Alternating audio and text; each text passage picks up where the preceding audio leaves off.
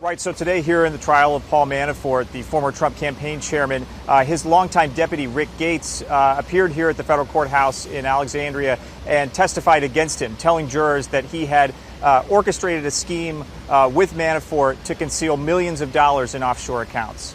So Gates has been kind of the government's star witness. We've been expecting his testimony throughout this trial. It came here after a tax preparer had testified that there had been, Gates had been involved in trying to hide and disguise loans. Now, this is a pivotal part of the government's case where they have a co-conspirator who's coming in and telling the jurors how he committed these crimes alongside Manafort, and in his own words telling how in many cases this criminal conduct didn't benefit him, it actually benefited his longtime boss, Paul Manafort.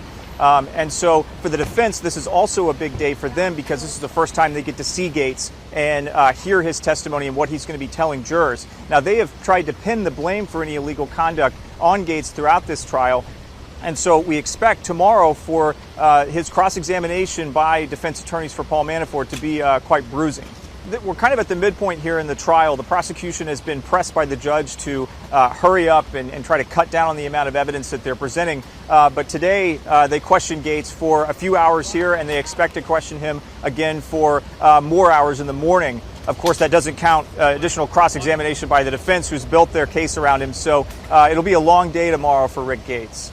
The way that this fits into the broader context of this case right now is that the prosecutors have built up so far evidence that they say shows that Paul Manafort hid foreign bank accounts, millions of dollars, and then also underreported his income.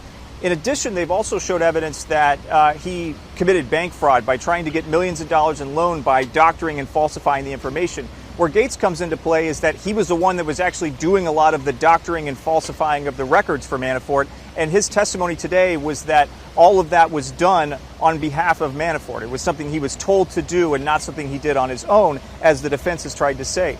Another main thing that we learned today is that Gates admitted to the government that he embezzled hundreds of thousands of dollars from Paul Manafort through filing false expense reports over a period of years. And so this is a key thing that the defense had keyed in on before, but it's something that we had not heard Gates say in his own words.